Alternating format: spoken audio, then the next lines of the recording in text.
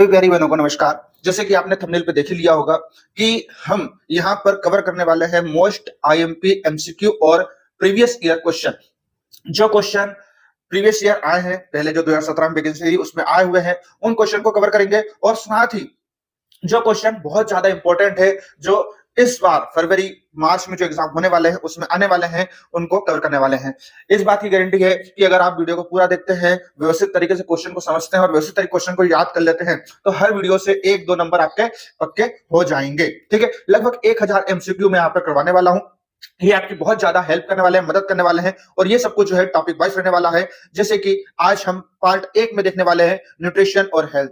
ठीक है ना, यहाँ पर हम पोषण और स्वास्थ्य देखने वाले हैं, बाइलिंगुअल होने वाले हैं सारे क्वेश्चन, वैसे तरीके समझाने वाला हूं। तो चलिए शुरू करते हैं। ठीक है, पहला क्वेश्चन है हमारे पास, वात की आयु में सर्वोच्च अस्थि द्रव्यमान एवं घनत्व प्रकार करने और ऑस्टियोपोरोसिस के कारण होने वाले अस्थि भंग के जोखिम को घटाने के लिए ब्लैंक की पर्याप्त मात्रा आवश्यक है। ठीक है, देखिए ये बोलना चाह रहा है कि जो एक उम्र के बाद, ठीक है ना, एक जो बुढ़ापे में जो अस्थि भंग होती है, जो हमारी हड्डियां जो मुड़ जाती है, देखा होगा ना आपने कि बुजुर्ग लोग होते हैं उनकी जो मेरुज्जु जो होती है, कमर जो होती है झुक जाती है। ठीक है ना, तो अस्थि भंग जो है जोखिम घटाने के लिए हमें क्या लेना चाहिए? 4 ऑप्शन है आपके पास, आयरन एवं विटामिन, आयरन एवं फोलिक अम्ल, कैल्शियम एवं व्यायाम और सोडियम और क्लोराइड। तो इसका सही आंसर जो है वो है कैल्शियम और व्यायाम। ठीक है ना, क्योंकि आपको पता ही होगा कि हड्डियों के लिए, हमारी हड्डियों के लिए जो है वो कैल्शियम कितना आवश्यक होता है। ठीक है ना, हड्डियों के लिए कैल्शियम और दांतों के लिए फास्फोरस। ठीक है ना, कैल्शियम और फास्फोरस जो है वो अत्यंत आवश्यक होता है। सेकंड ऑप्शन पर देखेंगे अपन, सेकंड क्वेश्चन को देखते हैं अपन।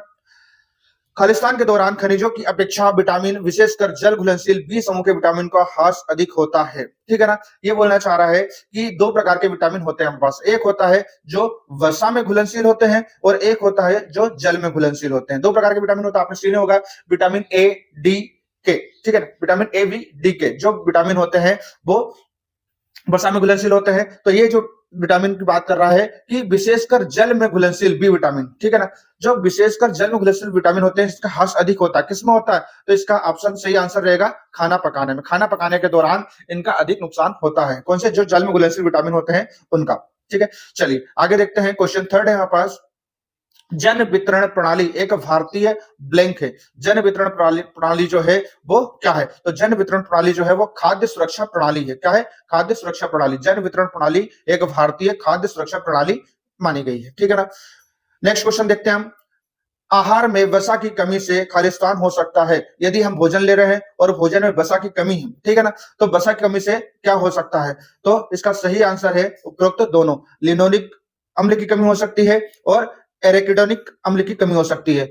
लिनोलिक और एरेकिडिक अम्ल दोनों की कमी हो सकती है अगर आहार में वसा की कमी है तो। इसलिए हमें वसा भी पर्याप्त होना चाहिए। वसा तो हर जगह से मिल जाता है। ठीक है, ज्यादा वसा भी नहीं लेना चाहिए, ज्यादा वसा से मोटापा होता है। चलिए नेक्स्ट क्वेश्चन देखते हैं। लगभग सभी लोगों का स्वास्थ्य अच्छा बनाए रखने वाले आहार से प्राप्त पोषक तत्वों के अंतर्ग्रहण को किस नाम से परिभाषित किया गया? ठीक है ना, सभी लोग का स्वास्थ्य अच्छा बनाए रखने के लिए आहार से प्राप्त पोषक तत्व के अंतर्ग्रहण को किस नाम से परिभाषित किया गया है? तो इसका सही आंसर है अनुशासित आहारीय अनुमतियां। ठीक है ना, जिसमें हमको सभी चीजें मिल जाती हैं उसको क्या नाम से परिभाषित किया गया है? अनुशंसित आहारीय अनुमतियां। ठीक है ना, ठीक है, चलो इसी के साथ हम बात कर लेते हैं। कुछ हमारी जो बहन है उनका क्वेश्चन था कि सर कौन सी बुक का यूज करना चाहिए, तो हम उस बुक के बारे में चर्चा कर लेते हैं और फिर उसके बाद वापस आएंगे हमारे क्वेश्चन पे। सभी प्यारी बहनों, आपका बहुत समय से कमेंट आ रहा था, सर हम सिलेबस कैसे कंप्लीट करें, प्रीवियस ईयर के सेट पेपर कहाँ मिल जाएंगे, ये सारी चीजें। तो चलिए आज मैं आपको एक बहुत ही अच्छी शानदार बुक बताने वाला हूं जो कि चक्षु पब्लिकेशन की है। ये मध्य प्रदेश पर्यवेक्षक महिला सुपरवाइजर के लिए स्पेशल निकाली है। 2025 की नवीनतम बुक है। स्टडी गाइड क्या क्या इसमें रहने वाला है इस पर हम बात करते हैं। ये आपका सिलेबस पूरा कंप्लीट करवाएगी। कैसे कंप्लीट करवाएगी? देखिए, सबसे पहले आपको यहाँ पर देखने को मिल रहा है कि मध्य प्रदेश महिला पर्यवेक्षक आंगनबाड़ी भर्ती परीक्षा 2017 28 मार्च 2017 यानी कि 28 मार्च का जो पेपर है हल प्रश्न पत्र, ये भी इसमें बताया गया है। और इसमें सारे क्वेश्चंस जो हैं, देखिए आपको 1 नंबर क्वेश्चन से लेकर सारे 200 क्वेश्चंस यहाँ पर कंप्लीट करवाए गए हैं। ये आपको पूरा पेपर यहाँ पर देखने को मिलेगा। ये 200 क्वेश्चन तक पूरे अपने को देखने को मिले, सारे सब्जेक्ट टॉपिक वाइज। फिर पूरी आंसर की देखने को मिलेगी। आंसर की के बाद सबसे अच्छी बात यह है कि उत्तर व्याख्या सहित आंसर की है। उसके बाद हर क्वेश्चन को समझाया भी गया है कि ये क्वेश्चन का आंसर ये है, तो इसका आंसर ऐसा क्यों है। चाहे वो जीके का हो, साइंस का हो, चाहे पोषण का हो, महिला गर्भवती का हो, बच्चों का देखभाल हो, टीकाकरण हो, कोई भी टॉपिक हो, यहाँ पर ये समझाया गया है। इसके बाद आपको यहां देखने को मिलेगा कि यहां पर जो यूनिट वाइज, ठीक है, जो यूनिट वाइज दिया हुआ है, इकाई पहला पोषण एवं स्वास्थ्य, और इस प्रकार से आपको पूरा डिटेल्स में देखने को मिलेगी, संतुलित आहार, उसके बाद ये पूरी जानकारी। तो यहां से आपको पेपर भी मिल जाएंगे और यहां से आपको पूरा यूनिट वाइज आपको याद करने के लिए, पढ़ने के लिए नोट्स वगैरह भी सब कुछ मिल जाएंगे। बेस्ट रहने वाली, कहाँ मिलने वाली ये बुक्स, तो आपको ये अमेजॉन या फिर फ्लिपकार्ट या फिर हमारी वेबसाइट पर आप जाकर के इसको परचेस कर सकते हैं। लिंक जो है डिस्क्रिप्शन में डाल दी है, वहां पर आप जाकर के या नजदीकी दुकानदार से आप चक्षु पब्लिकेशन नाम से आप ये बुक को ले सकते हैं। चलिए वापस आते हैं टॉपिक पर। चलिए, तो अब हम आते हैं अगले क्वेश्चन पे। क्वेश्चन नंबर 6 से, इनमें से किसे अवशोषण के लिए नेज इंट्रिंसिक कारक की आवश्यकता होती है। क्या क्वेश्चन है कि इनमें से किसे अवशोषण के लिए, क्या चाहिए करना, अवशोषण करना, अवशोषण के लिए नेज या इंट्रिंसिक की कारक की आवश्यकता होती है। ऑप्शन है हमारे पास विटामिन सी, ई, बी12 और फोलिक अम्ल। तो इसका सही आंसर हो जाएगा विटामिन बी12। विटामिन बी12 को जो है अवशोषण के लिए नेज की आवश्यकता होती है, जिसको इंट्रिंसिक कहते हैं। ठीक है, नेक्स्ट क्वेश्चन देखेंगे हम। व्रण, व्रण मतलब होता है अल्सर, अल्सर मतलब छाले, ठीक है ना।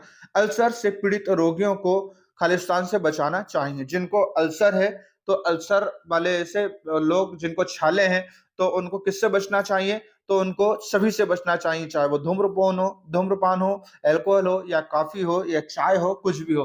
अगर आपको छाले हैं, अल्सर है, तो आप धूम्रपान, अल्कोहल, कॉफी, चाय, ये सब कुछ छोड़ेंगे आप। ठीक है, चलिए अगला क्वेश्चन देखेंगे हम। नेक्स्ट क्वेश्चन है, फोलेट का अपर्याप्त अंतर्ग्रहण मेगाब्लोब्लास्टिक एनीमिया के अतिरिक्त अन्य किस चीज से संबंधित है। ठीक है ना, जो फोलेट का अपर्याप्त अंतर्ग्रहण होता है, या मेगाब्लोब्लास्टिक जो एनीमिया होता है, एनीमिया जो होता है किसमें होता है, आपको पता ही है, एनीमिया ब्लड की कमी से होता है, ठीक है ना, के अतिरिक्त अन्य किस चीज से संबंधित होता है, तो ये होता है गर्भ अवस्था के खराब परिणाम। ठीक है, किसके, गर्भ अवस्था के खराब परिणाम।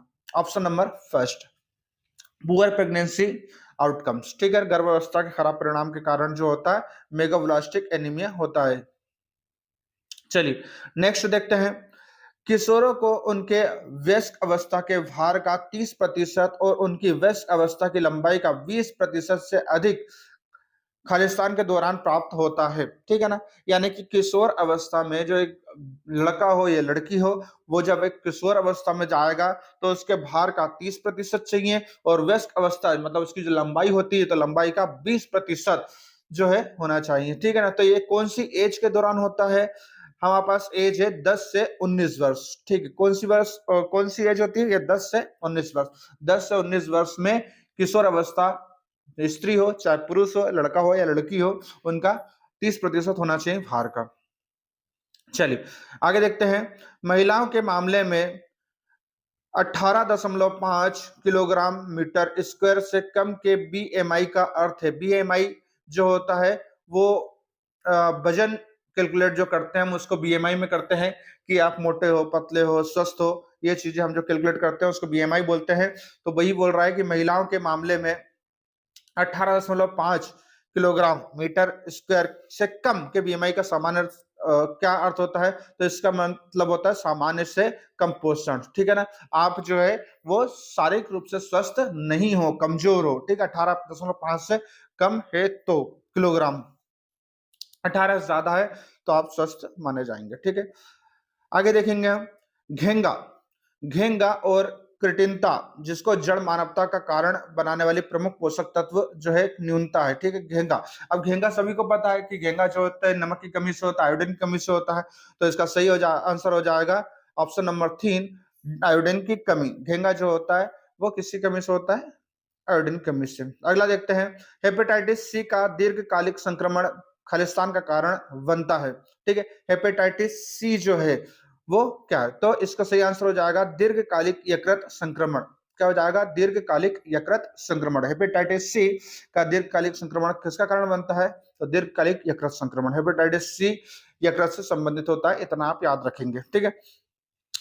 अगला देखते हैं, वर्ष खालिस्तान से सार्वत्रिक प्रतिक्षीकरण कार्यक्रम से हेपेटाइटिस बी वैक्सीन को शामिल कर लिया गया था। यानी कि हेपेटाइटिस बी वैक्सीन को कब शामिल किया गया था, क्वेश्चन हमारे पास ये है, ठीक है। ठीक है, इसकी लैंग्वेज थोड़ी सी ऐसी होती है जहां पे आप कंफ्यूज हो जाते हो और यही मार्क्स कम होते हैं, ठीक है। मगर हमें कुछ ऐसी चीज देखना है क्वेश्चन में जो हमें आसानी से समझ में आए, जैसे कि इसमें लिखा हुआ हेपेटाइटिस बी वैक्सीन को शामिल कब किया गया था, तो इसका सही आंसर हो जाएगा 2002 से 2003। 2002-2003 में हेपेटाइटिस बी वैक्सीन को शामिल किया गया था। आगे देखते हैं, कुछ केरोटिनाइड जैसे लाइकोपीन एकल ऑक्सीजन के भक्षक होते हैं और शक्तिशाली प्रदान करते हैं। क्या प्रदान करते हैं, तो ये प्रदान करते हैं एंटीऑक्सीडेंट गतिविधि। क्या करते हैं, एंटीऑक्सीडेंट गतिविधि को प्रदान करते हैं। एकल ऑक्सीजन के भक्षक जो होते हैं वो एंटीऑक्सीडेंट गतिविधि को प्रदान करते हैं। नेक्स्ट क्वेश्चन है हमारे पास, राष्ट्रीय अंधता नियंत्रण कार्यक्रम के अनुसार अंधता का मुख्य कारण क्या है। अंधता मतलब अंधेपन से, यहाँ पे ब्लाइंडनेस जिसको बोलते हैं, ठीक है ना। तो राष्ट्रीय अंधता मतलब ज्यादा से ज्यादा लोग जो है अंधे क्यों हो रहे हैं, किसके कारण हो रहे हैं, ठीक है ना। तो स्वाभाविक बात है कि आंखों के लिए विटामिन ए सबसे ज्यादा आवश्यक होता है। क्या होता है, विटामिन ए सबसे ज्यादा आवश्यक होता है, ठीक है ना। और इसमें दो प्रकार की बीमारी होती है, तो आपको मोतियाबिंद हो जाए या फिर निकट दृष्टि और दूर दृष्टि दोष हो जाए। तो निकट दृष्टि और दूर दृष्टि दोष ऐसे होते हैं जिनमें दूर का और पास का ही दिखता है, ठीक है ना, बाकी चीजें नहीं दिखती है। निकट दृष्टि दोष है तो निकट का दिखेगा, दूर का नहीं दिखेगा, और दूर दृष्टि दोष है तो दूर का ही दिखेगा, निकट का नहीं दिखेगा। और जिसमें ब्लाइंडनेस होती है, अंधापन होता है, उसमें ये होता है कि आपका मोतियाबिंद खराब हो जाता है, जिसमें हम बोलते हैं आंखों में जाले आना, ठीक है ना। तो इसका सही आंसर हो जाएगा मोतियाबिंद। मोतियाबिंद ही जो है अंधता का, ब्लाइंडनेस का प्रमुख कारण है। नेक्स्ट देखेंगे, राष्ट्रीय ट्यूबरक्लोसिस कार्यक्रम का मुख्य उद्देश्य क्या है। तो राष्ट्रीय ट्यूबरक्लोसिस का मुख्य उद्देश्य जो है क्या है वो देखते हैं। तो इसका आंसर हो जाएगा निगरानी तंत्र स्थापित करना, टीबी का उचित निदान पहचान एवं केस प्रबंधन सुनिश्चित करना, और टीबी संचरण की गतिविधि को घटाना, ठीक है ना। यानी कि ट्यूबरक्लोसिस कार्यक्रम का मुख्य उद्देश्य जो है टीबी संबंधित जो बीमारी होती है, ट्यूबरक्लोसिस, ठीक है ना, तो टीबी संबंधित जो बीमारी होती है उसको कम करना। तो इसलिए इसका आंसर हो जाएगा उपरोक्त सभी, ठीक है। नेक्स्ट देखते हैं हम, नेक्स्ट है, इनमें से कौन सा विटामिन बी12 की कमी से उत्पन्न मेगालोब्लास्टिक एनीमिया को ठीक कर देता है। देखिए अभी हमने इसके बारे में ऊपर पढ़ा था कि मेगालोब्लास्टिक एनीमिया क्या होता है, गर्भधारण खराब होने की स्थिति में, याद करो, अभी हमने ऊपर पढ़ा था, ठीक है ना। तो उसी से संबंधित फिर क्वेश्चन है कि इसको ठीक कैसे कर देता है। तो फोलिक अम्ल जो है वो, फोलिक एसिड जो है वो इसको ठीक कर देता है। आगे देखते हैं, तेल किसका समृद्ध स्रोत है। तेल जो है किसका समृद्ध स्रोत है, तो पीयूएफए का समृद्ध स्रोत है तेल। पीयूएफए का तेल समृद्ध स्रोत है। नेक्स्ट देखेंगे, इनमें से कौन सा रोग श्वसन मार्ग के माध्यम से फैलता है। श्वसन रोग के माध्यम से कौन कौन सा रोग फैल सकता है, देखते हैं, इन्फ्लुएंजा, खसरा और मम्मस। मम्मस मतलब जिसको गलसुआ बोलते हैं, ठीक है ना। तो ये सारे के सारे जो है श्वसन रोग के माध्यम से फैलते हैं, इसलिए इसका आंसर हो जाएगा उपरोक्त सभी, ऑल ऑफ द एबव। चलिए नेक्स्ट देखेंगे, इनमें से किसे छोड़कर अन्य सभी आहारी विटामिन डी आवश्यकता को बढ़ा सकता है। कौन सा आहार को छोड़कर सभी आहार जो विटामिन डी की आवश्यकता को बढ़ा सकता है। तो इसका सही आंसर हो जाएगा लिपिड समृद्ध आहार। लिपिड समृद्ध आहार को छोड़कर सभी जो है विटामिन डी आवश्यकता को बढ़ा सकता है। देखिए आगे देखेंगे, गर्भवती महिलाओं को खालिस्तान से बचना चाहिए। जो गर्भवती महिला होती, प्रेग्नेंट महिला होती है, उनको किससे बचना चाहिए, तो अल्कोहल, कैफीन, कृत्रिम रंग, इन सभी से बचना चाहिए। तो इसका सही आंसर हो जाएगा उपरोक्त सभी। किसी प्रकार का नशा या फिर जो चीजें होती है उन्हें नहीं खाना चाहिए जो नुकसान देती हैं। नेक्स्ट है, इनमें से कौन सा एक संक्रामक रोग नहीं है। संक्रामक रोग मतलब होता है जो छूने से फैलता है, तो कौन सा नहीं है बताते हैं। हिस्टीरिया, खसरा, इन्फ्लुएंजा और टाइफाइड, ठीक है ना। तो इसमें हिस्टीरिया जो है वो संक्रामक रोग नहीं है। संक्रामक रोग फैलते हैं, एक दूसरे से फैलते हैं ना, तो संक्रामक रोग नहीं है। तो हिस्टीरिया जो है वो नहीं फैलता, जाकि खसरा, इन्फ्लुएंजा और टाइफाइड जो है वो फैलते हैं। मतलब जैसे कोई छींक देता है, हम देखते हैं ना हमारे मुंह पे कोई छींक देता है या फिर एक दूसरे से फैलते हैं, वो संक्रामक रोग होते हैं। जो एक दूसरे से नहीं फैलते वो असंक्रामक रोग होते हैं, जैसे कि एड्स। एड्स एक ऐसी बीमारी है जो एक दूसरे से नहीं फैलती, ठीक है ना, संपर्क आने से। वो दूसरे कारणों से फैलती है, जैसे यौन संबंध से फैलती है या फिर कोई इंजेक्शन यूज करने से या ब्लेड यूज करने से, उस प्रकार से होती है, ठीक है ना। आंखों की बीमारी, आंखों की बीमारी एक दूसरे से नहीं फैलती, ठीक है ना। कौन सी आंखों की बीमारी? मोतियाबिंद जैसे, ठीक है ना। आंख आना वाली अलग है। चलिए नेक्स्ट देखते हैं। कैल्शियम, फॉस्फेट एवं मैग्नीशियम खालिस्तान के अंदर पाए जाने वाले महत्वपूर्ण खनिज हैं। तो कैल्शियम, फॉस्फेट और मैग्नीशियम जो है वो किस में पाया जाता है? स्वाभाविक बात है, कैल्शियम से आपको पता लग रहा है, कैल्शियम जो है वो हड्डियों में पाया जाता है, ठीक है ना। ऑप्शन देखेंगे हम, त्वचा नहीं, हड्डियां, नाखून और बालों। तो बालों और नाखून में भी नहीं पाया जाता, त्वचा भी नहीं पाता। आज ऑप्शन हो जाता हमारा हड्डियां। हड्डियों में कैल्शियम, फॉस्फेट और मैग्नीशियम होता है।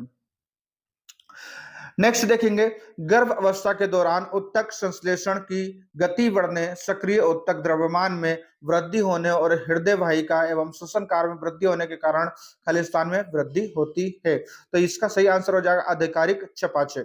आधिकारिक चयापचय में इसकी वृद्धि हो जाती है। नेक्स्ट देखेंगे, एसएएम का पूरा नाम क्या है? एसएएम का फुल फॉर्म पूछ रहा है वो। एसएएम का फुल फॉर्म होता है सीवियर एक्यूट माल्यून्यूट्रिशन, यानी गंभीर तीक्ष्ण कुपोषण, ठीक है ना। सीवियर एक्यूट माल्यूट्रिशन, एसएएम का फुल फॉर्म क्या होता है? सीवियर एक्यूट माल्यूट्रिशन इसका फुल फॉर्म होता है, ठीक है। नेक्स्ट देखते हैं, मलेरिया नामक रोग खालिस्तान को प्रभावित करता है। मलेरिया किसको प्रभावित करता है? मलेरिया जो है वो हमारे प्लीहा को प्रभावित करता है, स्प्लीन जिसको बोलते हैं प्लीहा, ठीक है, मलेरिया। काली खांसी के लक्षण क्या है? काली खांसी के लक्षण बताना है।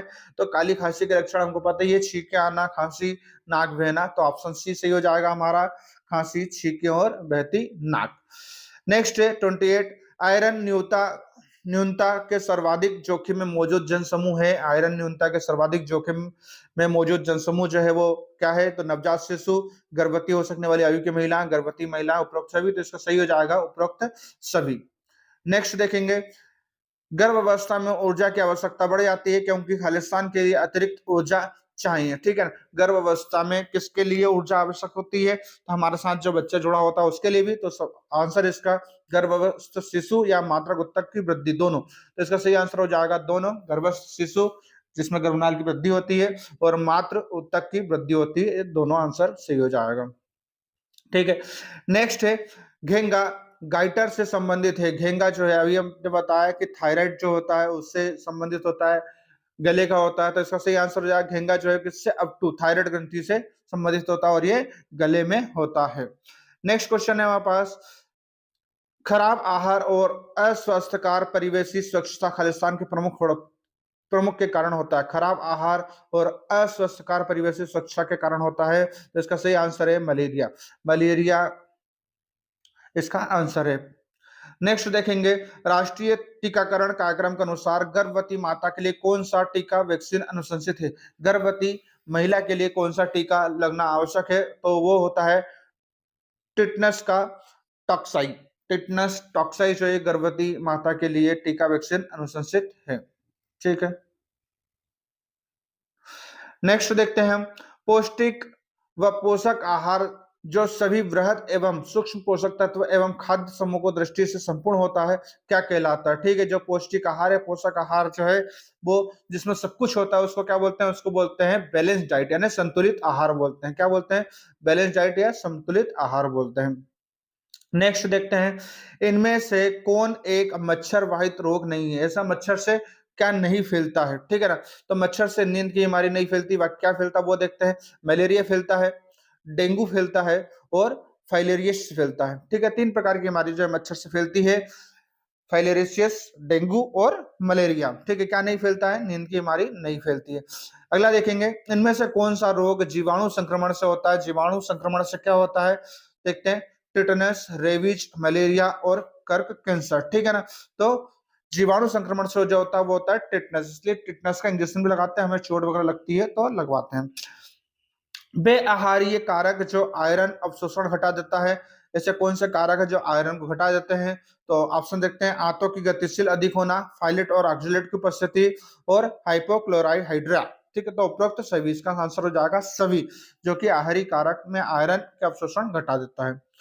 नेक्स्ट देखते हैं, स्वास्थ्य पेशेवर द्वारा पंच भोजन समूह प्रणाली का उपयोग किया जा सकता है। स्वास्थ्य पेशेवर जो होता है वो पंच भोजन समूह प्रणाली का उपयोग कर सकते हैं, किसके लिए? उपरोक्त सभी के लिए, जैसे कि पोषण संबंधित आकलन एवं जांच के साधन के रूप में, पोषण संबंधित परामर्श के साधन के रूप में, या रोगी के उपचारात्मक आहार समझने के लिए इसका उपयोग किया जा सकता है। अगला देखेंगे, आयोडीन न्यूनता विकार की रोकथाम के लिए आयोडीन संपूर्ण की न्यूनतम सुझावित मात्रा प्रतिदिन कितनी होती है, यानी कि निम्नलिखित में से हमको कितना आयोडीन डेली लेना चाहिए? तो हमें डेली 100 से 150 माइक्रोग्राम आयोडीन लेना चाहिए। 100 से 150 ग्राम आयोडीन की मात्रा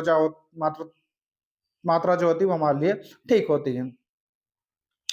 अगला देखेंगे, अर्धवार्षिक कृमि मुक्त योजना जो साप्ताहिक आयरन एवं फोलिक अम्ल संपूर्ण योजना का घटक है, एल्बेंडाजोल की खालिस्तान मात्रा प्रदान करता है, तो ये 400 मिलीग्राम की मात्रा प्रदान करता है। कृमि मुक्ति योजना में जो है आयरन और फोलिक अम्ल संपूर्ण योजना का घटक है वो कितना होना चाहिए? 400 मिलीग्राम होना चाहिए। नेक्स्ट देखेंगे, इनमें से कौन सा पोषक तत्व अधिक ऊर्जा प्रदान करता है? कौन सा पोषक तत्व जो है अधिक ऊर्जा करता है? प्रदान तो सबसे ज्यादा ऊर्जा हमें मिलती है वसा से, जो कि हमारे शरीर में बहुत ज्यादा विद्यमान रहता है। ठीक है, नेक्स्ट देखेंगे, एम एम आर का फुल फॉर्म बताओ। अच्छा, एमएमआर का प्रतिरक्षण देने के लिए आवश्यक न्यूनतम आयु क्या है? एमएमआर के लिए न्यूनतम आयु बता रहे हैं, तो न्यूनतम आयु जो है 12 से 18 माह होती है। एमएमआर किसको दिया जाता है? जिसकी आयु 12 से 18 माह होती है, मतलब 1 से 1.5 साल का बच्चा। नेक्स्ट है, आहार में अत्यधिक सरल कार्बोहाइड्रेट होने से खालिस्तान हो सकता है। ज्यादा से ज्यादा कार्बोहाइड्रेट होगा तो क्या होगा? जितना ज्यादा कार्बोहाइड्रेट लेंगे उतने ज्यादा आप मोटे होते जाएंगे। ठीक है, अधिक मोटापा जो होता है वो कार्बोहाइड्रेट की वजह से होता है। अगला देखते हैं, मेगाब्लोब्लास्टिक एनीमिया। अभी तीसरा क्वेश्चन ये, इसका क्वेश्चन हमने देखा, गर्भधारण खराब होना और फोलिक एसिड जो है वो तो किसी कमी के कारण होता है, फोलिक अम्ल। फिर से वही क्वेश्चन रिपीट हुआ है जिसका हम आंसर दे चुके हैं। नेक्स्ट क्वेश्चन देखेंगे, 44 क्वेश्चन, आरडीए और आईसीएमआर। ठीक है, आईसीएमआर 2010 के अनुसार गर्भवती महिलाओं के लिए कैल्शियम की आरडीए है। गर्भवती महिलाओं को कितना कैल्शियम लेना चाहिए? तो 1200 मिलीग्राम प्रतिदिन लेना चाहिए। ठीक है, 1200 मिलीग्राम प्रतिदिन कैल्शियम होना चाहिए। नेक्स्ट है, प्रोटीन कुपोषण की उपचार प्रोटोकॉल से आरंभ होती है, तो इसका सही आंसर हो जाएगा तरल पदार्थ की पुनः पूर्ति तत्पश्चात उच्च गुणवत्ता वाला प्रोटीन और कैलोरी में क्रमशः वृद्धि। ठीक है, नेक्स्ट है, विश्व स्वास्थ्य संगठन का भारत के लिए वर्ष 2015 का टीबी का आंकड़ा कितना था? विश्व स्वास्थ्य संगठन का भारत के वर्ष 2015 का टीबी का आंकड़ा कितना था? टीबी के 22 लाख मामले भारत में इस समय थे। ठीक है, नेक्स्ट देखेंगे, आईसीडीएस खाद्य संपूर्ण योजना के अंतर्गत गर्भवती और स्तनपान करा रही महिलाओं के लिए राशन घर ले जाओ योजना प्रदान करती है, तो राशन घर ले जाओ योजना जो है वो 600 किलो कैलोरी प्रदान करती है प्रति महिला के लिए। अगला, अंतरकाशीय स्थान में जल के संचय को खालिस्तान कहते हैं, तो अंतरकाशीय स्थान में जल के संचय को एडिमा कहते हैं। क्या कहते हैं? एडिमा कहते हैं। अंतरकाशीय जल में स्थान में जल के संचय को एडिमा कहते हैं। नेक्स्ट है, तनिका शोध या मस्तिष्क का व्रण जिसको मेनिंजाइटिस बोलते हैं, तो मेनिंजाइटिस जो है किसके कारण होता है? तो मेनिंजाइटिस जो होता है मेनिंजिकोकस के कारण होता है। मेनिंजाइटिस किसके कारण होता है? मेनिंजिकोकस के कारण होता है। और आज का हमारा लास्ट क्वेश्चन जो है 50 क्वेश्चन जो है वो है, धूप से मिलने वाले विटामिन को क्या कहते हैं? सूर्य से मिलने वाले विटामिन को क्या कहते हैं? तो विटामिन डी एकमात्र ऐसा विटामिन है जो हमें किससे मिलता है? सूर्य से मिलता है। ठीक है ना, तो विटामिन डी जो है हमें सूर्य से मिलता है। 50 क्वेश्चन हमने देखे हैं पोषण और स्वास्थ्य। इसी प्रकार से टॉपिक वाइज आपको हर वीडियो में लगभग 45 से 50 क्वेश्चन कवर करवाए जाएंगे। पार्ट 1 आज हमारा कंप्लीट हुआ। ये पीडीएफ लेने के लिए हमारे टेलीग्राम से जुड़ जाएं, व्हाट्सएप पे मैसेज कर दें। दोनों चीजें मैं आपको डिस्क्रिप्शन में लिंक दे दूंगा, टेलीग्राम की इजी टू सक्सेस सरदा के नाम से, या फिर हमारा व्हाट्सएप नंबर है 9753354830 पर आप मैसेज कर सकते हैं। आपको पीडीएफ भी मिल जाएगी क्वेश्चंस की। ठीक है, वीडियो को लाइक करें, शेयर करें। फिर मिलेंगे नए वीडियो के साथ, नए पार्ट के साथ, सेकंड पार्ट के साथ। जय हिंद, जय श्री राम।